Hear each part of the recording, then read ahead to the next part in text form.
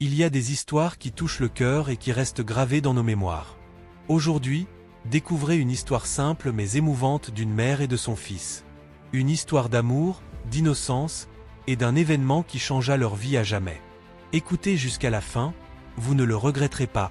Dans un petit village tranquille entouré de collines verdoyantes, vivait Aminata, une femme forte et déterminée. Elle avait perdu son mari trop tôt, mais cela ne l'avait pas brisée. Au contraire, elle avait trouvé un réconfort profond dans l'amour qu'elle portait à son fils Samba, un garçon de 8 ans plein d'énergie et de curiosité. Chaque soir, le crépuscule enveloppait le village de ses teintes dorées, et Aminata préparait un bain chaud pour elle et son fils. L'eau fumait légèrement, et le parfum des plantes qu'elle ajoutait embaumait toute la pièce. C'était leur rituel, un moment de complicité et de rire.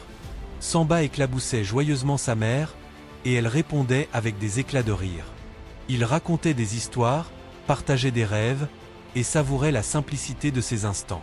Leur rire résonnait souvent jusqu'aux maisons voisines. Pour certains, c'était le son pur d'un amour maternel inébranlable. Mais d'autres commençaient à murmurer, trouvant leur proximité trop grande pour l'âge du garçon. Aminata, absorbée par son rôle de mère, ignorait ces commentaires, convaincue que son amour était tout ce dont son fils avait besoin pour être heureux et en sécurité. Les rumeurs, comme un vent insidieux, se propagèrent rapidement dans le village. Au marché, dans les champs, autour des feux du soir, des langues parlaient. Samba est trop grand pour se baigner avec sa mère, disait-on avec un soupçon de mépris. Elle devrait savoir mieux que ça. Un jour, Fatou, la plus proche amie d'Aminata, vint lui rendre visite. Elles s'assirent sous l'arbre à palabres, et après un moment de silence, Fatou posa doucement sa main sur celle d'Aminata. « Ma sœur, les gens parlent. Ils disent que ce que tu fais n'est pas bien pour Samba. » Aminata sentit son cœur se serrer, mais elle releva la tête avec une détermination calme. « Ils ne connaissent pas mon cœur, Fatou. Samba est mon monde. Ce moment de bain, c'est notre refuge, notre joie partagée. Où est le mal dans l'amour pur d'une mère ?» Fatou baissa les yeux. « Je comprends, mais le monde est parfois cruel. Protège-toi, protège ton fils. » Ces paroles, bien qu'amicales, restèrent gravées dans l'esprit d'Aminata. Cette nuit-là, elle ne trouva pas le sommeil. Un soir, alors que la lune éclairait timidement les ruelles du village, un coup résonna à la porte d'Aminata. Sur le seuil se tenaient le doyen et quelques voisins.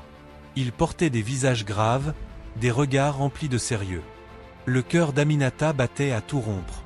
Elle ouvrit lentement, tenant Samba contre elle comme un bouclier d'amour. Le doyen parla avec une voix profonde. « Aminata, nous savons que tu aimes ton fils. Personne ne doute de ta bonté.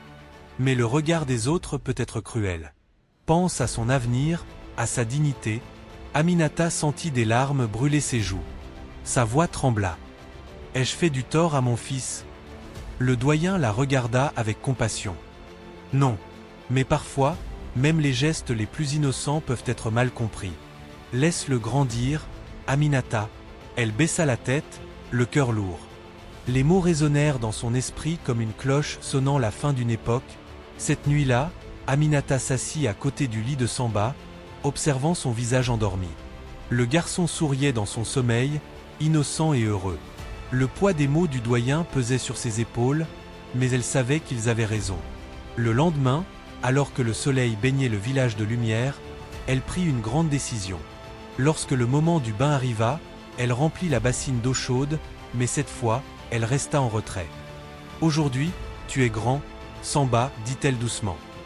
Je vais te laisser te laver tout seul. » Le garçon leva les yeux vers elle, surpris mais fier. « Je peux le faire, maman, répondit-il avec un sourire. Aminata sentit un mélange de tristesse et de fierté. Elle le regarda grandir sous ses yeux, un pas de plus vers l'indépendance. Avec le temps, les murmures s'éteignirent. Le respect pour Aminata grandit, et son lien avec Samba resta aussi fort qu'avant, fondé sur la confiance et la liberté. Samba devint un homme plein de sagesse, honoré dans tout le village. Un jour, il déclara devant une assemblée, « Le véritable amour, c'est savoir protéger, mais aussi savoir laisser partir. Ma mère m'a appris que la liberté et le respect sont les plus beaux cadeaux qu'un parent puisse offrir. » Ainsi se termine l'histoire d'Aminata et Samba, une histoire de courage, de sacrifice et d'amour. Si cette histoire vous a touché, partagez-la avec vos proches. N'oubliez pas de liker, commenter et vous abonner pour découvrir d'autres récits émouvants. Merci d'avoir regardé, et à très bientôt pour une nouvelle aventure.